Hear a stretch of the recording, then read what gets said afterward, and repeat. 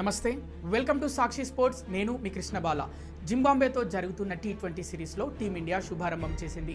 తొలి టీ20 మ్యాచ్లో బౌలర్లు రాణించగా ఓపెనర్ వైభవ్ సూర్యవంశీ మెరుపు 50 సాధించడంతో టీమిండియా సునాయాస విజయాన్ని అందుకుంది. అయితే మ్యాచ్ విజయంలో తన పాత్రేమీ లేదని, నిజానికి బౌలర్లే మ్యాచ్ విన్నర్లంటూ వైభవ్ చెప్పుకొచ్చాడు. తానింకా నేర్చుకునే దశలోనే ఉన్నానని, గెలుపుకు అర్హుడిని కాదని వెల్లడించాడు. మ్యాచ్ విజయం తర్వాత బీసీసీఐకి ఇచ్చిన ఇంటర్వ్యూలో వైభవ్ మాట్లాడుతూ కెరీర్ ప్రారంభంలో ఇలాంటి ఇన్నింగ్స్ ఆటగాళ్లలో ఆత్మవిశ్వాసం పెంచుతుందన్నాడు. ఎలాంటి పరిస్థితుల్లోనైనా గొప్పగా బ్యాటింగ్ చేయడానికి ప్రయత్నిస్తానని, జట్టు కోసం ఎప్పుడూ నా బెస్ట్ ఇచ్చేందుకే కష్టపడుతుంటానని చెప్పాడు. జింబాబ్వేపై విజయంలో నేను క్రెడిట్ తీసుకోలేనన్నాడు. దానికి నేను అర్హుడిని కానని, నేనింకా నేర్చుకునే దశలోనే ఉన్నానని వైభవ్ చెప్పుకొచ్చాడు. ఇక మ్యాచ్లో 50 అనంతరం చేతి వేళ్లలో ఏ అక్షరం చూపిస్తూ సెలబ్రేషన్ చేసుకోవడంపై కూడా వైభవ్ వివరణ ఇచ్చాడు.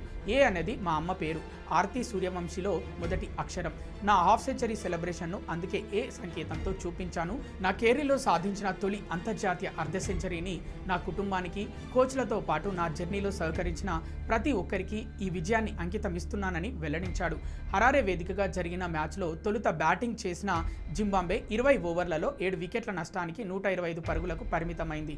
అనంతరం భారత్ 13.2 ఓవర్లలో 3 వికెట్లు కోల్పోయి 126 పరుగులు చేసి విజయాన్ని అందుకుంది. వైభవ్ 19 బంతుల్లో 50 సాధించగా ఇషాన్ కిషన్ 35 పరుగులు చేశాడు. ఆఖర్లో శ్రేయస్ అయ్యర్ 28 పరుగులు చేసి నాటౌట్గా నిలిచి జట్టును గెలిపించాడు. రెండు జట్ల మధ్య రెండో టీ20 శనివారం జరగనుంది.